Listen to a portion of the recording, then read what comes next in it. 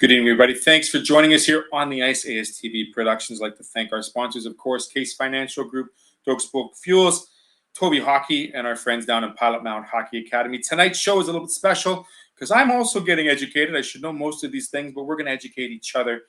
The Cam River Fighting Walleye of the SIJHL have a very special defenseman on their roster. Not only is he playing his first year in the SI, by ways of the Okanagan Hockey Academy in Penticton, BC.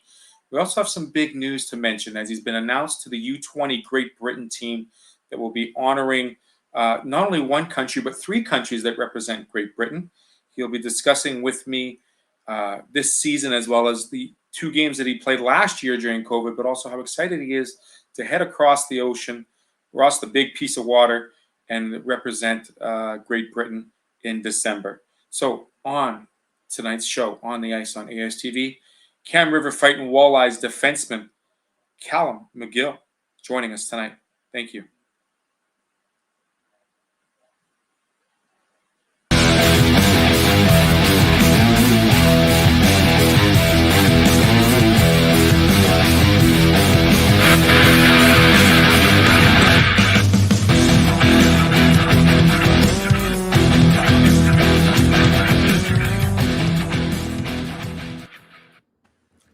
As promised, Calum McGill, defenseman of the SIJHL's Cam River Fighting Walleye. Calum, good afternoon, good evening. Thanks for joining us tonight.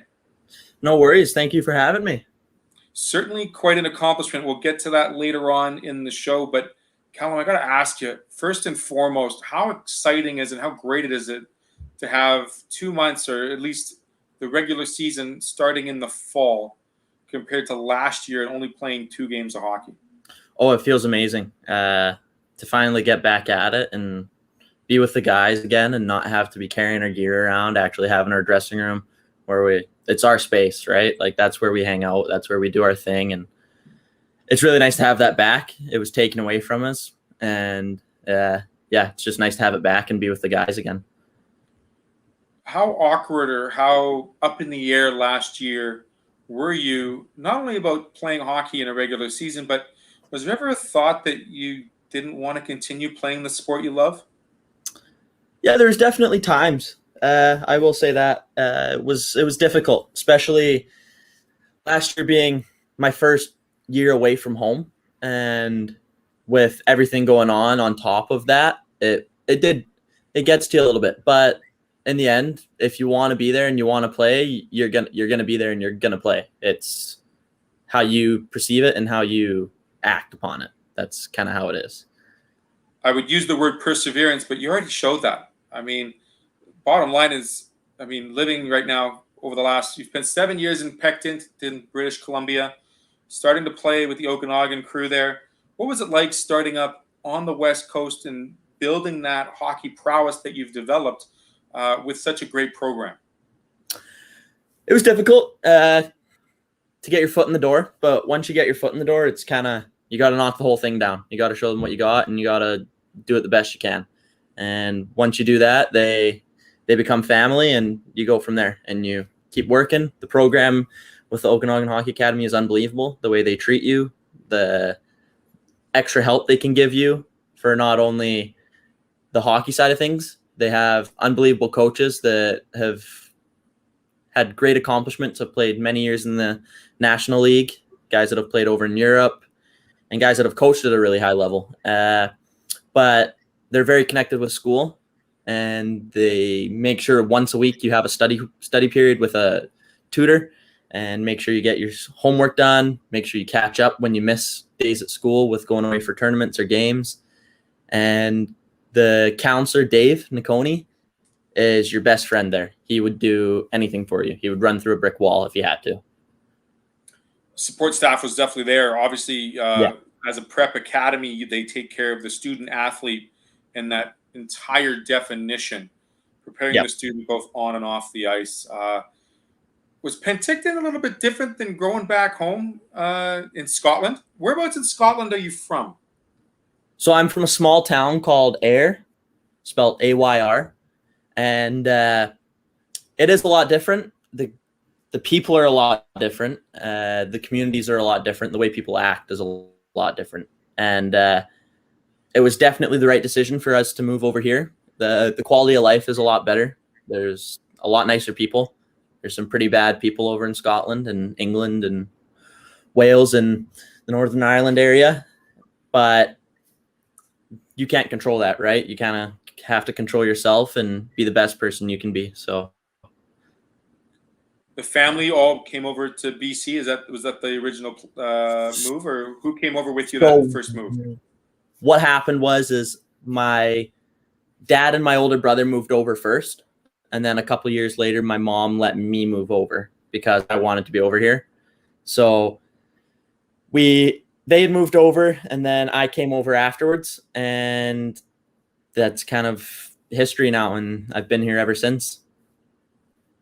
How did you hear about the Cam River program out of Oliver Papouge? So in the summer, I was texting with my Prince and Posse coach, Mark McNaughton, before he had stepped down as head coach and just stayed on as an assistant GM.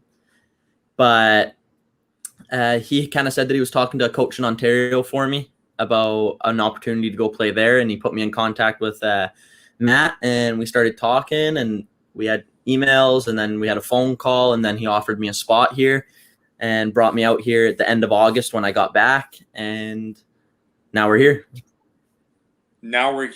Part of your game that improved the most before showing up to Oliver Papouge and Cam River, and what part of your game has probably extended itself and become that much better in these short couple of months in the community?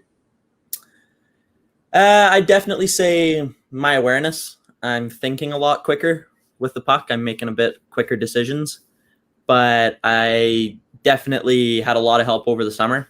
And throughout the summer, I was working with Matt Fraser from Fraser Athletic Performance. He was a big help over the summer. He got me probably a yard and a half faster than what I was. So that gave me the jump on some guys. You're a defenseman now. Weren't always a defenseman before. Which position do you like playing better? I prefer playing defense, for sure. Is that because you get to see more of the ice, or is you get to see it from the back end moving forward, or what do you like playing most about defense that attracts you to you more?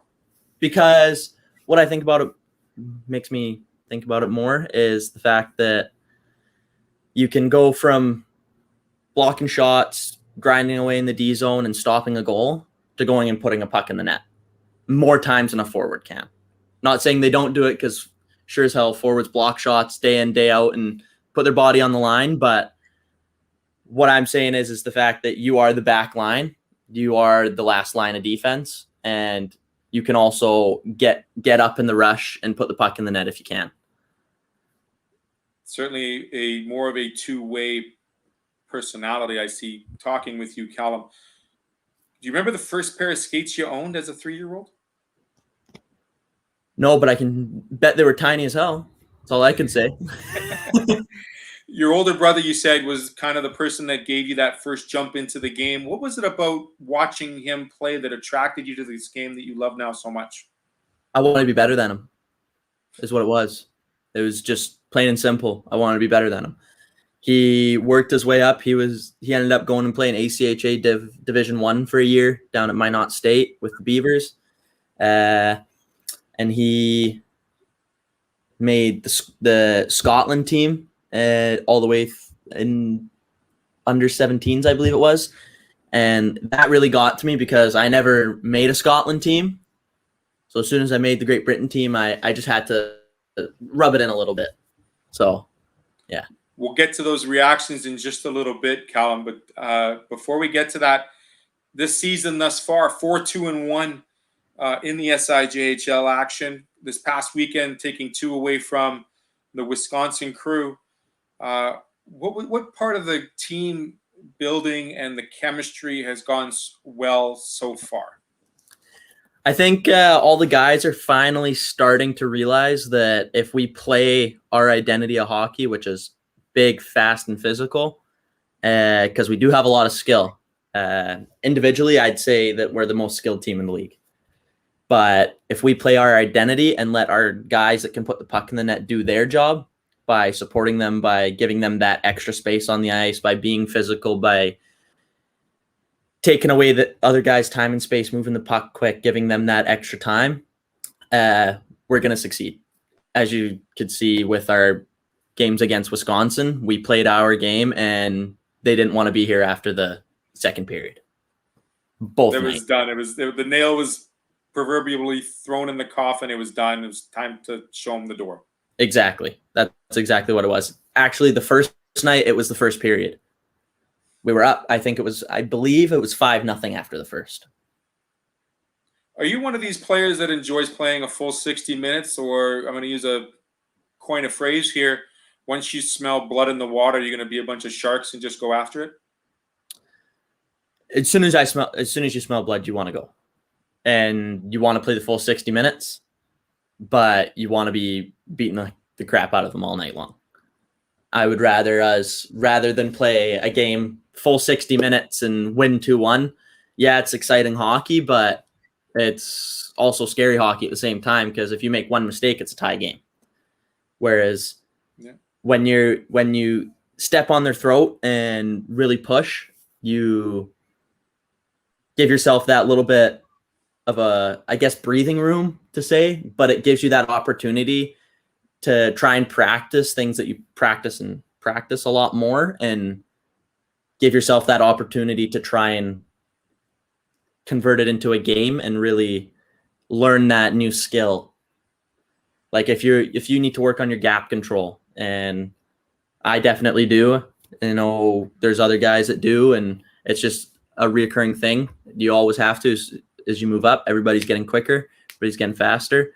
And in that Wisconsin game, it gave me that opportunity. Okay, I can be as tight as I can on my gap, because if I get beat, I'm going to get reamed out for it on the bench. I know that, but they would rather me try my best to improve and get better at that gap control in a game like that, rather than a 2-1 game over Dryden or Red Lake. You're absolutely one that's, I would define it as your play being relentless as well as very competitive. Would you agree? Yeah. I hate losing. Tell me a professional athlete that loves losing. Obviously, exactly. There's a lesson there, but obviously, when you get into a locker room, that feel of winning, that air that surrounds yourself when winning, it's not only good, but it's very. It can become visceral and can become very attractive. Could it not? It does. It definitely does. And every time it happens, you want to keep doing it and keep doing it. And when you don't, you feel terrible about it. And you never want to feel that way again. So it's good to get the 2 W's last weekend against Wisconsin. The rest of the regular season still going on, as always. But you're going to get a bit of a hiatus. We're going to talk about that after the break, as you have to travel across the pond in December, correct? To take on national programs that are not only new to you, but it's a fairly new program for Great Britain, is it not? We've been around a decent amount of time. We're in the IHF runs it as you have the World Juniors up at the very top with Group A and Group B of the World Juniors, and then you have Division 1, Group A and Group B, Division 2, Group A and Group B, so on down to, I believe, Division 4. And last year we had a silver medal in Division 2, Group A. 2 years ago, I guess, because there wasn't a World Championship last year because of COVID. But every single team that, if you win Group A of Division 2, you move up into Division 1, Group B. And the loser of Division 1, Group B would move down to Division 2, Group A. So on and so forth throughout all of them. And I believe every team that is new, that comes in from a country, starts in the bottom division. And they have to climb their way up. And you've certainly climbed your ranks by being announced to that U20 Great Britain team. We're going to come back after the break and talk to Calum about how this process all started and how excited he is, looking forward to representing not only one nation, but 3 as we come back here on the ice.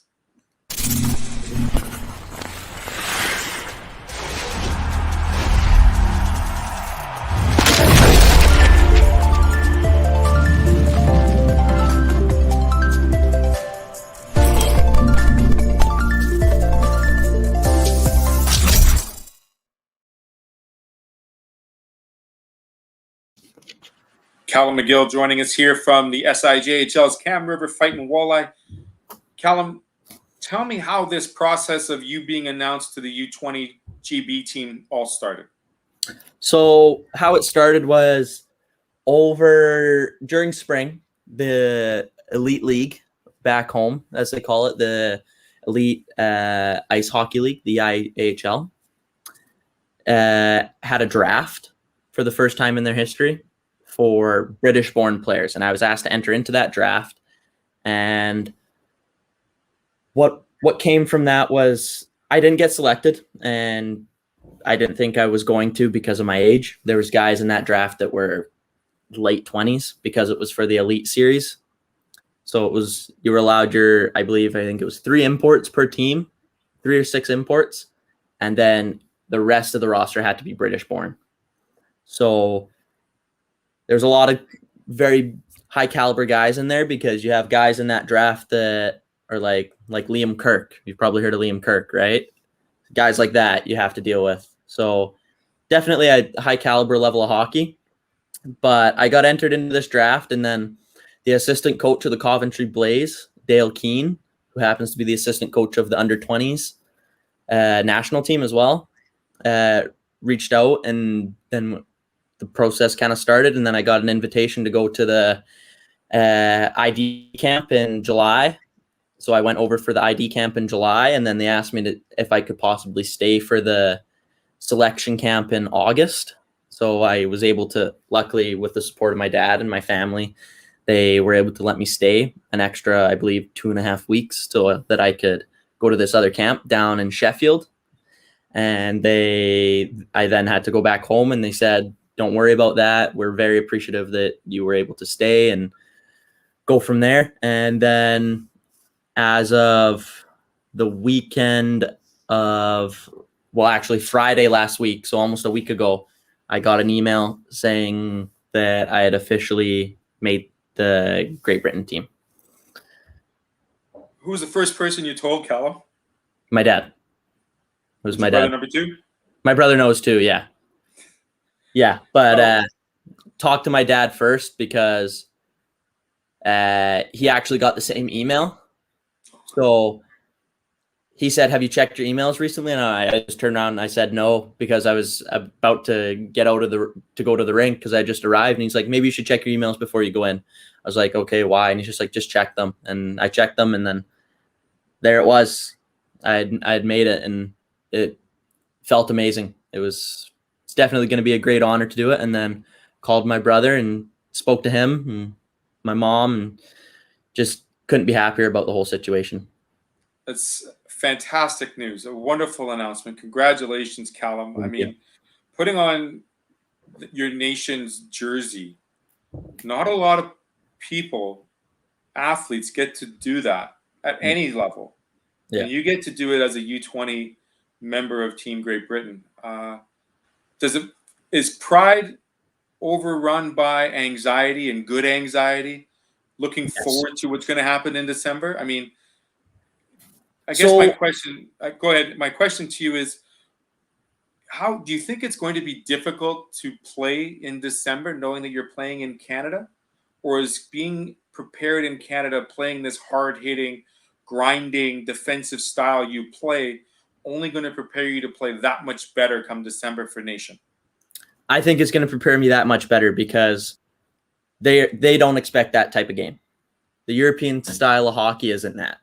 The North American style is a lot grittier, don't know really the word to explain it, but definitely a lot grittier. It's a lot harder. And over there, it's a lot more skilled. It's a lot more stick movement, a lot of puck movement, bigger ice, more skating, all that stuff. But if I can be a physical player and make my presence known, it's going to make them not want to come my way. They're always going to want to go to the opposite way. And if I'm doing that, I'm doing something right. We have guys on the team that already are playing professional hockey, and they're under 20 players. Like, we have a forward, his name's Alex Graham. He's playing for the Sheffield Steelers this year in the Elite League on a 2-way contract with the Sheffield Steel Dogs. And last summer there, he was picked up in the OHL import draft with, I believe it was Niagara. Okay. Like, we have guys of that caliber already. And those are the guys that are going to go putting the puck in the net. And in no way am I that guy. I'm not going to go out there to try and put the puck in the net. I'm there to play a grindy, hard 15, 20 minutes of ice a game and just put my body on the line every night. That's my goal. And my goal is just to be a plus at the end of the night. Since the announcement, Calum, have you been able to meet with the rest of the coaching staff, or at least have like a Zoom style call with the rest of the players and the roster of the team? No, we haven't done that yet. We've been in a lot of contact with emails with our team manager, Ian, about getting everything sorted, like our clothing, our gear, all that stuff. For me, and I'm sure for a couple of the other guys that are overseas, it's a bit different for us, because what happens is you order the stuff online through their partnership at Mowbray, and then Ian puts in all your on-ice gear into that package and sends it to your house a couple days before the tournament.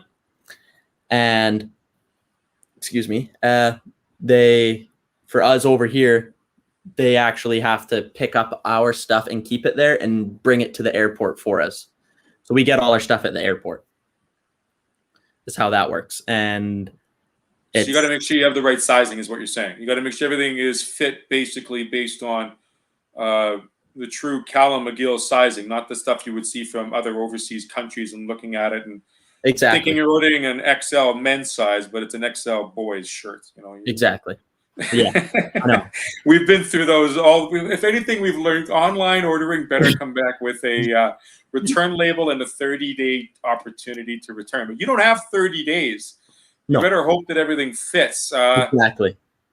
But the white jersey's going to adorn the what colors are the jerseys, and what number are you going to be wearing, if you know that? We don't get a choice of numbers. They just give us a number when we're there, because they just don't believe like we should get a choice.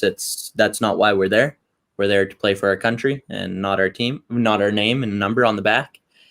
And I believe we wear white and blue, if I'm not mistaken. Okay. We have white jerseys and then blue jerseys, like navy blue.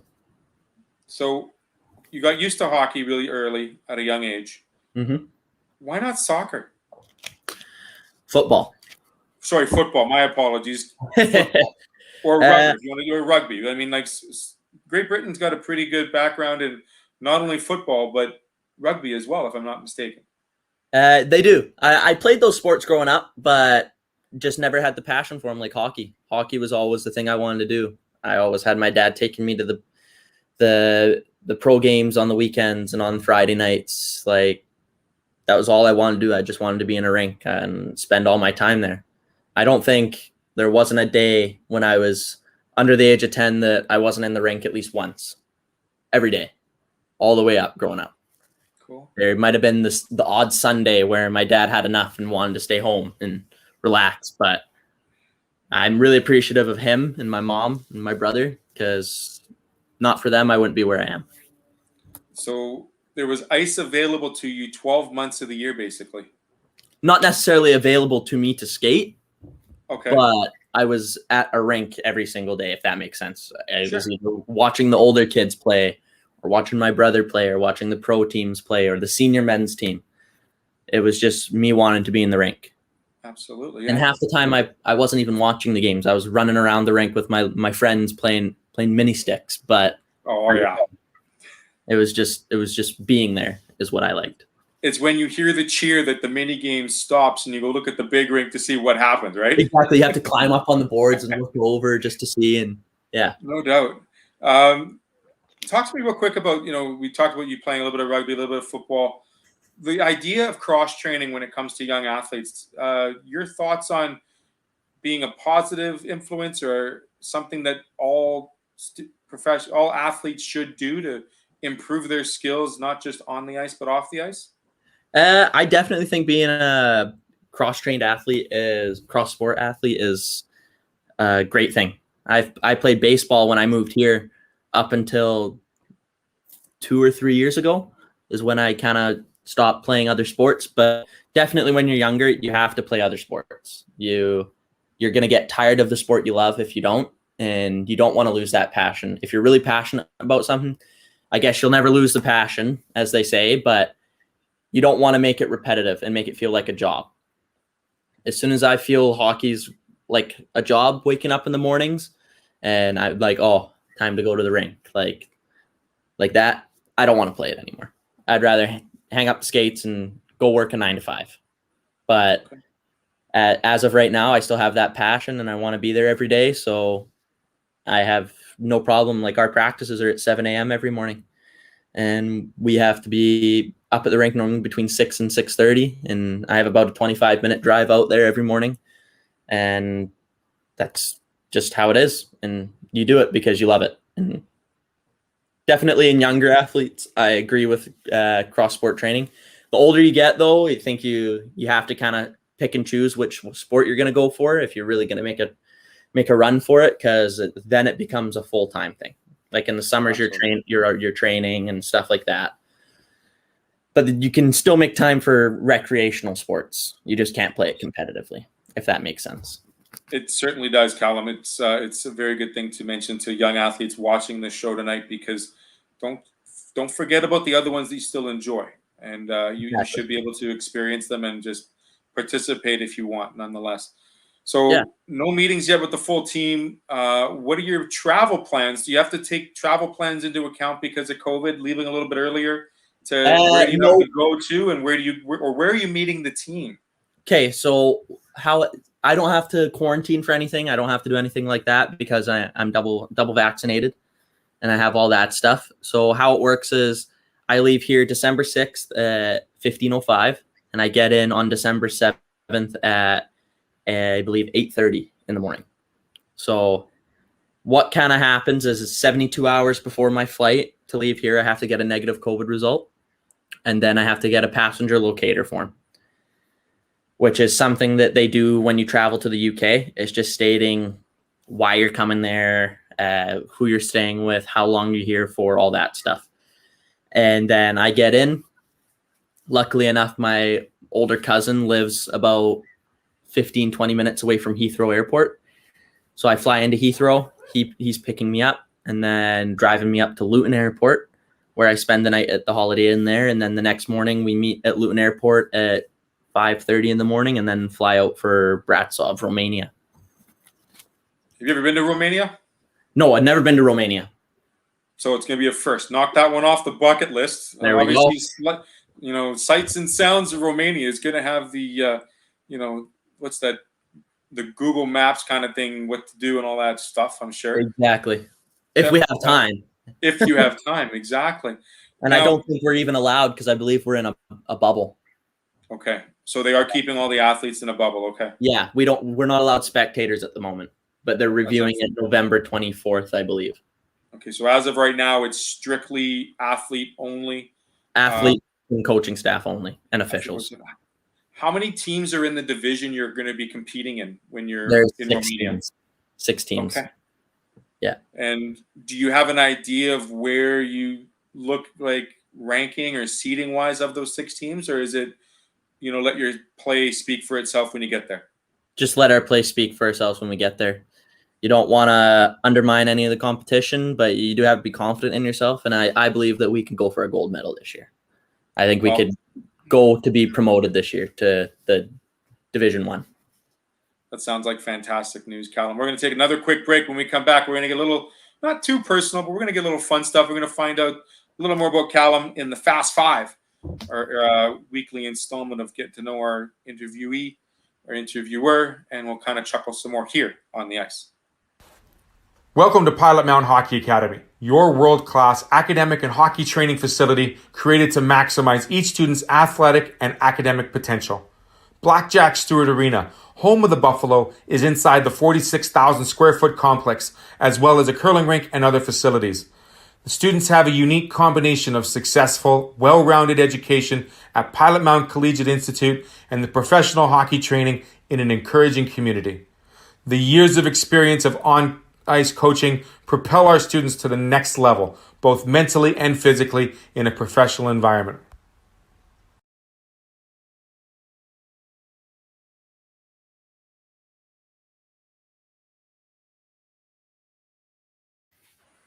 Calum McGill. So with us here on the ice, brought to you by Dokespoke Fuels, Case Financial Group, Toby Hockey, and as well the Pilot Mountain Hockey Academy. Calum, I got a skill testing question for you. It's not really a skill testing question, not part of the Fast Five, but I've been told by a friend of ours, a mutual friend of ours, who's the best GM you've had so far in your career?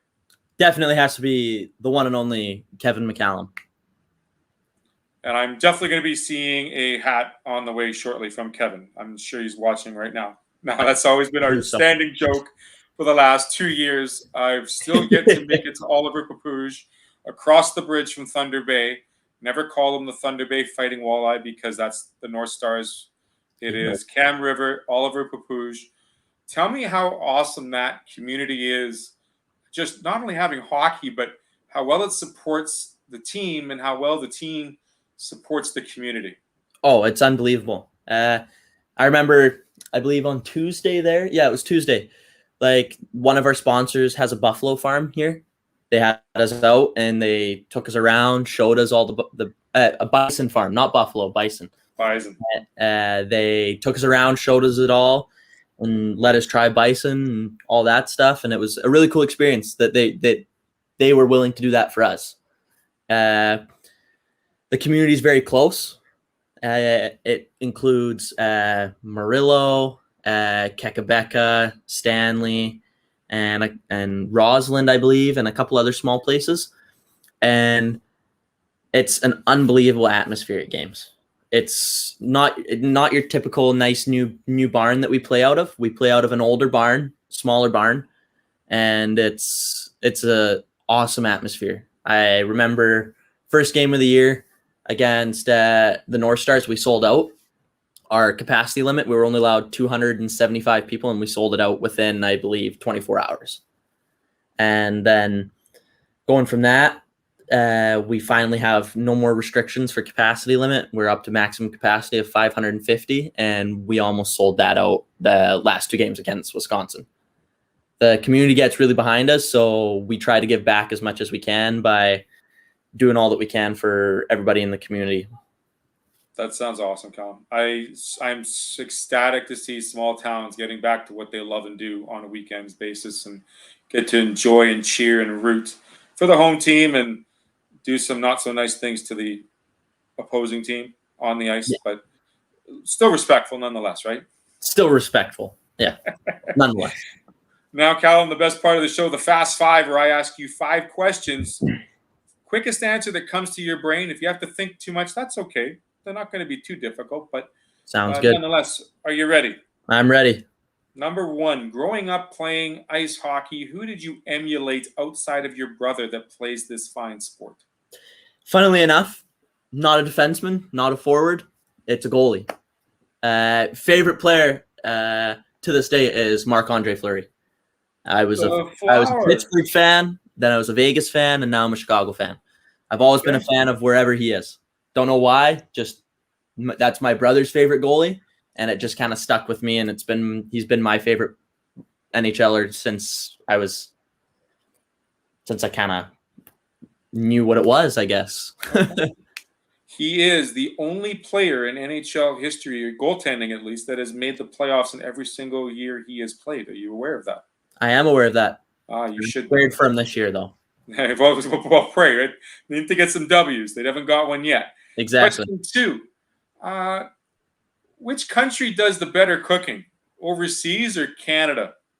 Best home cooking, Canada, I would definitely say. But nothing beats fish and chips back home in the UK. Nothing.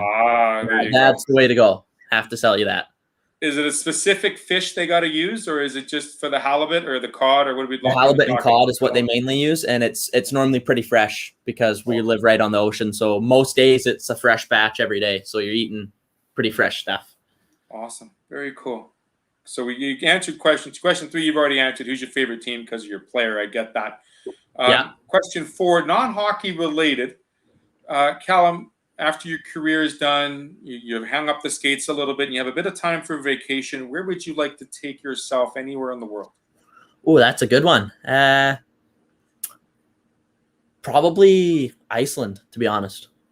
Okay. I fly over it every single time that I go back and forth from the UK to Canada, but I've never been to it. So I really want to see it. It's on my bucket list as well. I haven't been yet either, but Yeah, I've heard it's a couple of beautiful times. place. So Yeah, good call. Nothing warm. The Boras don't introduce you. The Maldives don't get to you. I live in BC. I get all the heat I need in a year. That's true. There We you go. hit, I think it was when I was visiting my brother in Kamloops that we hit 52 at one point. Yeah, that's without the fires, right? That was with the fires. So smoky. Yeah, it was 52 degrees. It's not fun when it gets too hot. It was a very unpleasant summer for a lot of the Okanagan with the fires and the control that lack thereof. It was a very difficult season for a lot of people living in BC. Question 4. Going back throughout your number of hockey sticks you've used, do you have a favorite, and how much have you bought of that stick? APX2. Done? Best stick ever made. Okay. The only stick I used when it was out, and I probably had about 20 of them. I was buying them and using them, and then when the blade broke a little bit, it turned into my road hockey stick, and then so on and so forth. It was my favorite stick. Okay. Yeah. Last but not least, question 5. You've been assuming, or you've been given the role of a coach, head coach, assistant coach. Yep. You're addressing your team. You're looking down at these young men, under 20 team. What is the message you're delivering on that very first speech to those men in the dressing room? They're here for a reason. They wouldn't be if we didn't want them here, and to go out and play their game. Don't defer from your game and our team identity, and definitely do not ever play down to their level. If you're 10 times better than them, put 10 times more up on that scoreboard. You never stop for anybody. You keep going to that final buzzer and never give up on anything. You block shots even if you're up 15-0. You put everything on the line. You play for the logo on the front and not the name on the back. There are no names on the back of your jerseys in Cam River, is there? Yeah, we do. We have You names, have names there, but no names on the Great Britain ones.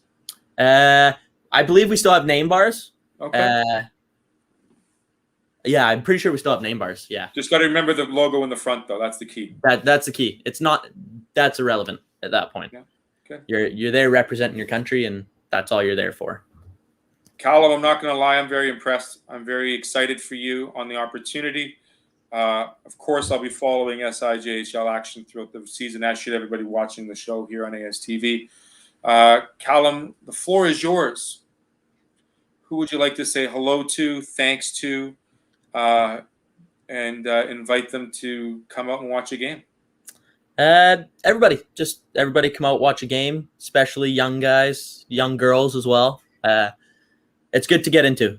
Once you play hockey and get connected with everybody in the hockey community, they're family forever.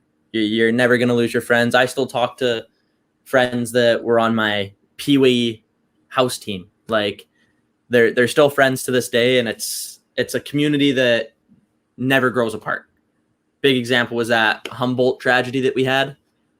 The hockey community was together with everybody, and that's just how we are. We're there for everybody. And I just want to say thank you to my mom, my dad, my brother. I wouldn't be where I am today without them, especially without them being able to put me to the Okanagan Hockey Academy. I know that was hard financially on them, and forever grateful, and there's no way I can ever repay them for that. And I love them for it, and hopefully I can do them proud.